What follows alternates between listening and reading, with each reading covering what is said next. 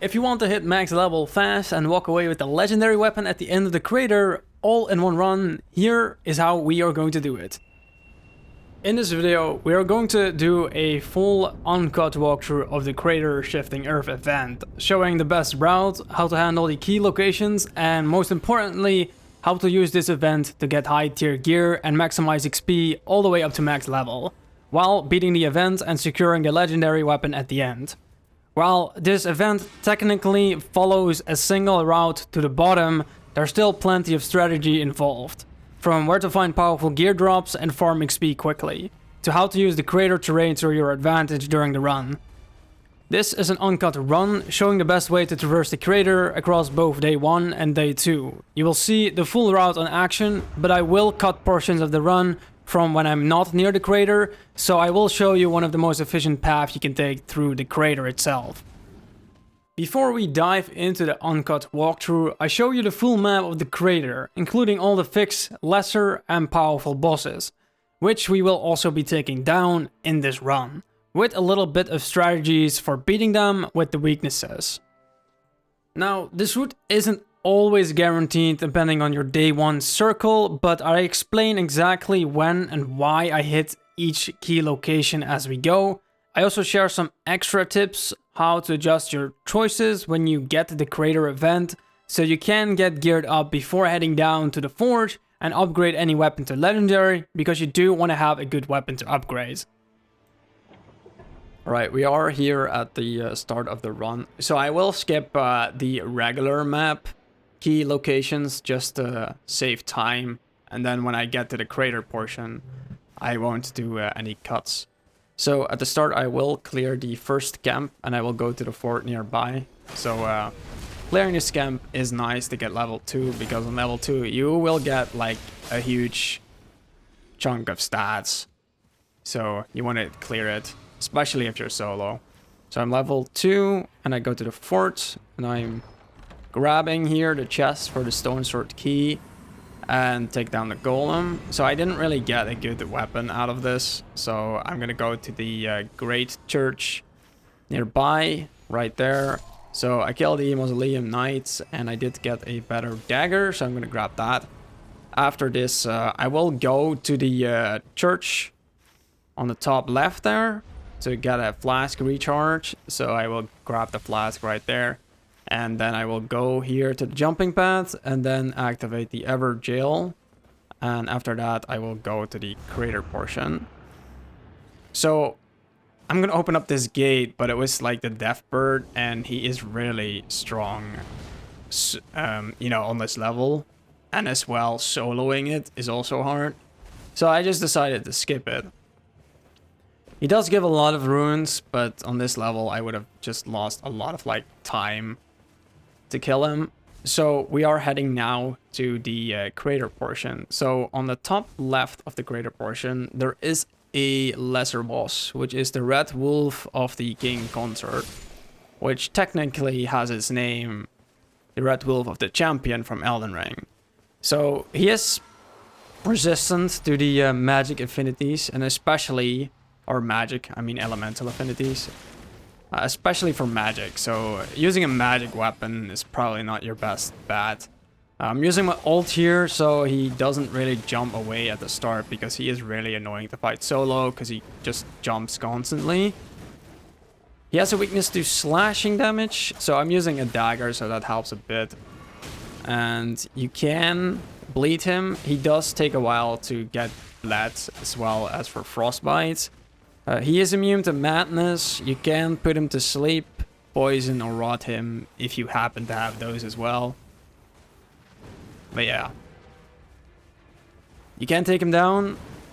He can give you a lot of like runes and good stat drops.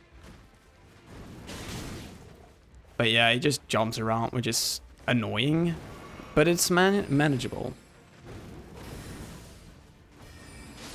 And I tried to kill it with the knife. So he drops a really good buff, so let's go. So as you can see on the map, we are on the top left here of the crater. We can go to the church. I think I should have gone to the church first, and got the flask. But you might want to do that in your playthrough. So down here is the demi-human queen. This is just a really easy lesser boss to take down. It is weak to fire. The rest doesn't really matter because it's already really weak. But yeah, they can give you lots of good gear actually. So I'm using the River of Blood now, which is really good. Definitely the best weapon in the fucking game, so to speak. That's pretty much what it is. So we're on the top left still, and a little bit to the top. So on this area, the final zone of day 2 is going to be ending. Just so you know. And the day 2 circle will always be around the crater. So that's the time to go down into the crater and try to get to the forge and upgrade your legendary. So I'm heading here to the right side. So as you can see here, there might also be a scarab here, and there was actually. So, and he runs into the lava, which is stupid from him, but so yeah, this talisman, I couldn't think of the word, but talisman, yeah, is really good for the Rivers of Blood later on, because then you can just like kill everything with the skill, which does a huge amount of damage and bleed build up. So you can just one-shot everything and you just get your FP back. So here on the right is a jumping pad, and there is just a regular flying dragon. So this is a lesser boss. I couldn't really find the weakness sheet of this, because it's just like a flying dragon that doesn't even spew fire and does like only the melee combos, so to speak. It's an easy boss to take down, and if you hit the head, it deals more damage. He might be even weak to lightning, because dragons are usually weak to lightning, but he's such a lesser boss that it doesn't really matter. So yeah, that's him down.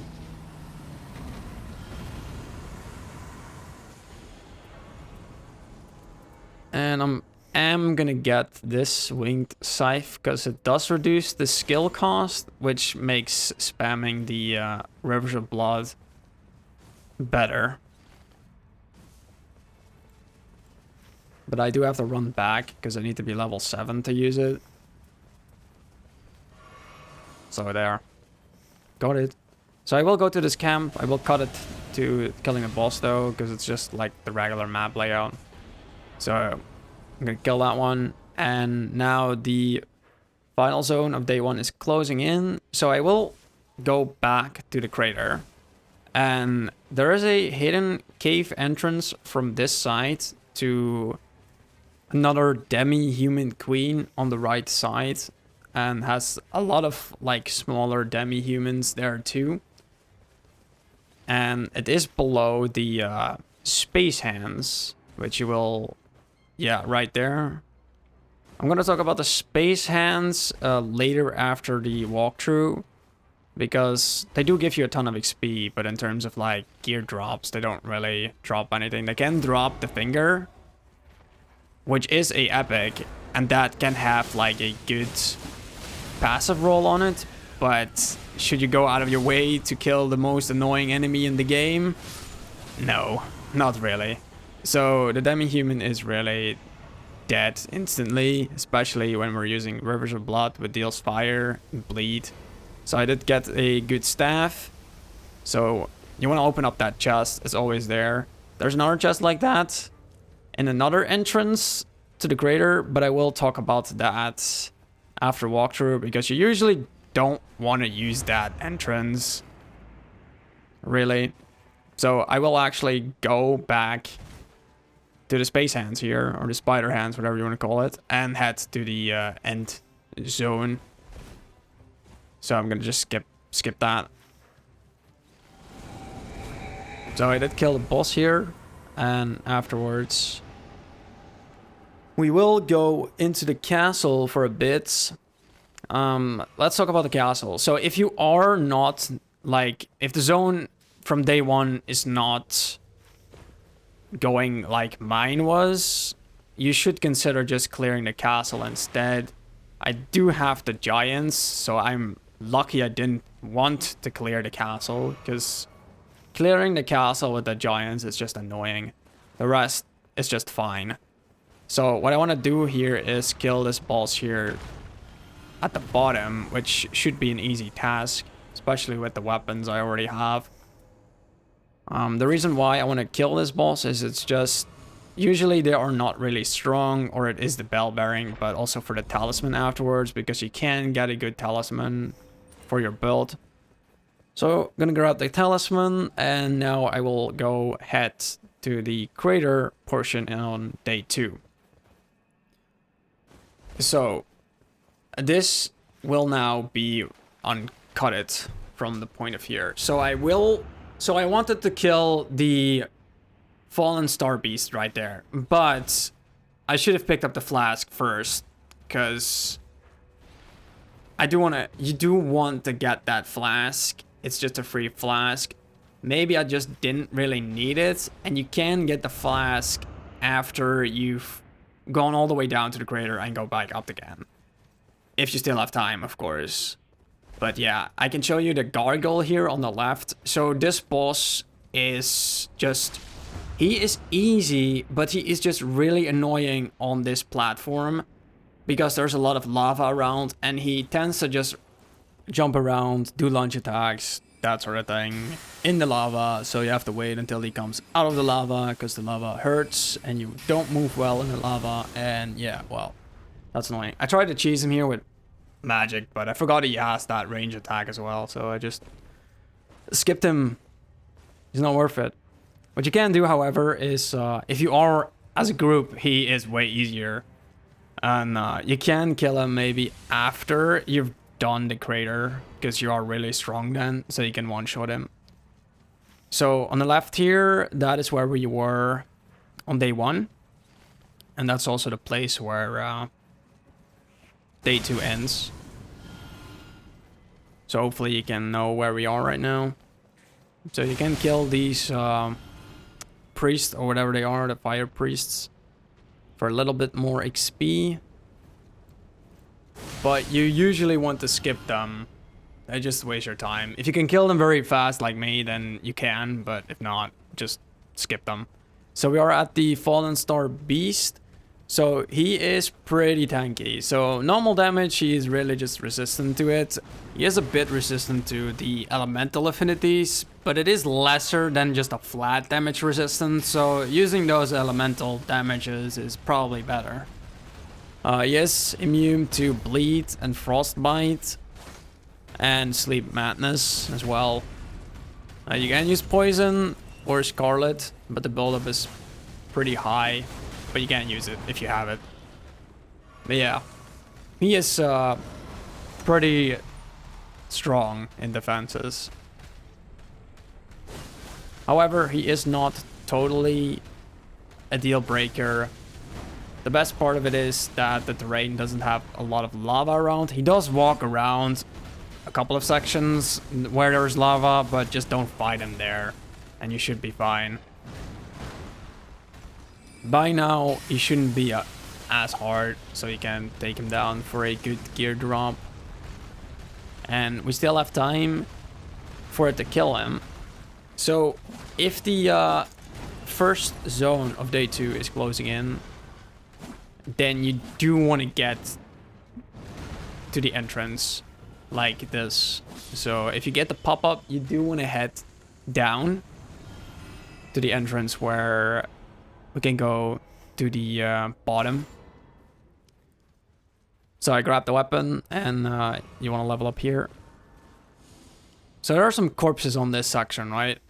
So if you do have time, you can grab the corpses here, and if you do pass them. Because they can give you epics or legendary, which I will show you after this walkthrough, because I did found a couple of them. But yeah, you want to go here to this entrance, because there are a lot of like fire prelate, which you want to take down. There are like 2 single ones, and there is one that you have to kill to remove the fog door, so you can move downward.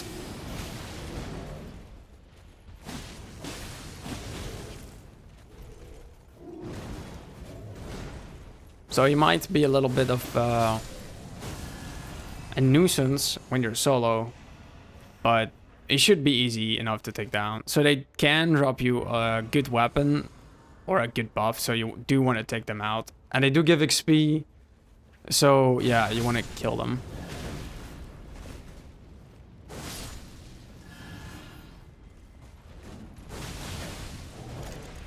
And with this bleed weapon, it makes it a little bit easier.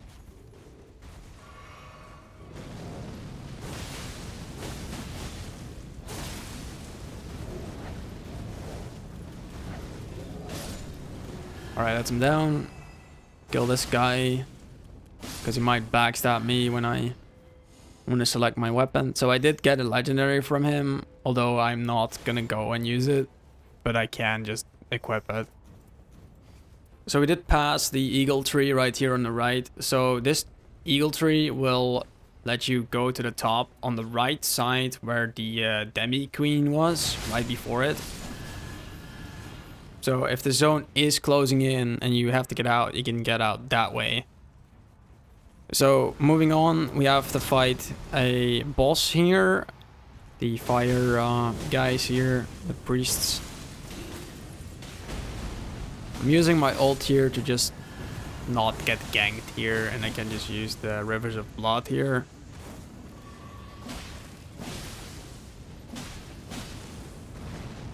These guys shouldn't be a problem, but you do have to take them out in order to let the fog door disappear. And they do drop you a weapon or a buff.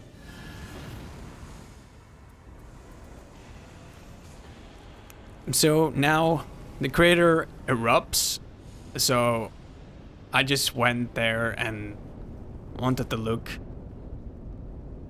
And yeah, it looks pretty cool, so yeah. I wanted to see that. Alright, but we're gonna go through the door where the fog core was. So there are these chariots, the fire chariots. If you are with multiple people, you could just take them down. And one person takes one, and then the other one takes the other one, because it takes a while to kill them, and you do want to jump up to them and then just one-shot them. But I don't do that when I'm solo. You might want to kill this guy, however. He does give some more runes, but I think it's like 2,000 runes more. So there are corpses here on the ground that also can give you good weapons, but usually it's just not. But you can grab them. So there is a scarab here, and I think I decided to take it because I'm not really using my staff at all. And there's a grace here, so you can level up just before you're heading down to kill the magma worm.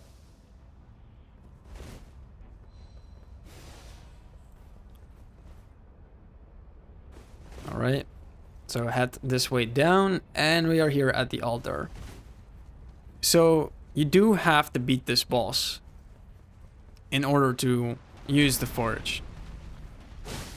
It's a magma worm. It's an easy one, the easy version. He doesn't stand up, so this makes him less hostile. The more annoying thing about he is that when he does this attack, it can really be hard to deal damage to him, because he doesn't stand still, and if you are close to him, he will just knock you back. So it was kind of annoying when he does this. He wastes your time, which is not great, especially if the zone is closing in. He is resistant to the elemental affinities, especially fire, by a huge chunk, because he is a magma worm. Of course he is. He's resistant to slash, so my weapon does less damage, but I think it doesn't affect the skill really. He is resistant to frostbite, and madness he is immune to, obviously. You can put him to sleep, however, and the build-up is pretty low, but sleep is just not a good status effect in my opinion. But for the rest, he's just normal, resistant to poison, scarlet, and bleed. So having that is a better choice. But yeah, he is pretty, he has a lot of health, but he's easily to take down. He does drop a potentially good weapon, but we are here for the Forge. So I'm gonna level up the Rivers of Blood, because it's really good right now. I'll level up to level 14, and the final zone is closing in. So you can take this eagle tree up to the top, and this will bring you to where the end zone ends. So just wait and you will be there. If you still have time, however, and the zone is not even closing, you can now actually kill the lesser bosses around the area. So I recommend going left, and you can even use the eagle tree, what was right there, to go back to the gargoyle and kill the gargoyle. If you still have time, of course. Which I did in another run. So I'm gonna show you how that looks like after this run. But we're almost done with this run. I just want to show that there are some demi-humans here. We're almost level 15, which is great. Before the final boss of day 2. Makes us a little bit stronger. So I can level up. And a quick way to level up is to go to the Grace, where the demi-human queen was. And if you haven't killed the demi-human queen yet, you should do it now, because it's just easy runes or a easy gear drop. And you can recharge your flask here just before the final boss of day 2 as well. So that's nice. But that includes the route for the crater. I hope it was very clear to follow, but I will give you some extra tips now. So some additional tips. We are at the Falling Star Beast, and I mentioned before that you can loot the corpses here, right? So these corpses can drop epics, legendaries, and also can drop a smithing stone too. But you do have to be really lucky to get it. So, but they do drop it, just to show you. Now we are back at the location where the space hands were. So there are 2 huge giant hands here, and 4 just like regular big ones. They're weak to fire, so they just like go on the ground like that. So you can kill them quicker, but they are just really annoying. They do give a lot of XP, and they can drop the finger, which can drop a really like great epic pass and bonus. The weapon itself is not really great, but the XP is good. So let's go back to the castle. So in day 1, if you can go to the castle, you should just go to the castle, because it really is good for leveling and getting gear on day 1. And then you can go and focus the crater on day 2. But I would recommend to just skip the boss on the top of the castle though. Now we are back to show you how the eagle tree works here. So it's at the middle, right before the boss, where you have to kill it in order to get the fog gate. So you will be on the right side right here, as you can see. So this is right before the demi-human queen on the right side. And you can go from here to the right to the end zone. And then you have to just walk up this pillar here. And you can just follow this path up to here. And this is where we also were to get to the flying dragon on the right. So now we are right back where the demi-human queen was. So this is the second entrance you can take to the crater, which is if you go down here where there's a lot of like the fire priests. And again, you can take them down if you want, if you're quick, but otherwise I would just recommend skipping them. So at the bank here, there is a corpse here, might drop something good, did drop useless stuff. but you can drop down here. And there is a stone chest here if you drop down here. And there's a lot of fire priests here. But I'm gonna skip that. So the Garbs did drop a rare weapon. But if you drop down here, there is a stone chest. And this chest can drop an epic. But it also can just drop a lot of useless stuff. So I don't recommend taking this entrance, because you skip like 2 of the fire guys that drop a buff, which I don't recommend. But we are right back where we were when we used the eagle tree to get out of it.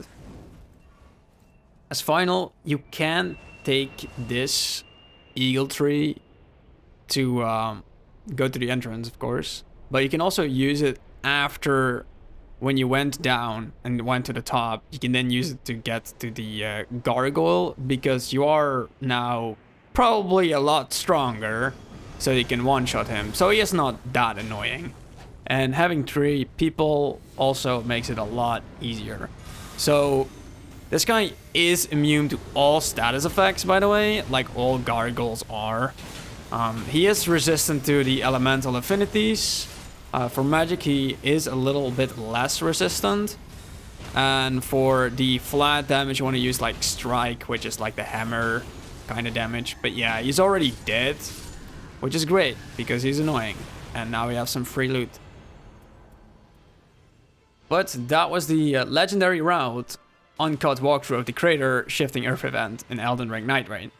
This guide should help you get high tier gear and reach max level to complete the event, all before the Night Lord fight. If you found this video helpful, you could leave a like to support the channel. If you have any questions, drop them down below. And if you have other useful tips for the creator, I'd love to hear them. For more content like this, consider subscribing. Thank you so much for watching, and I see you in the next one.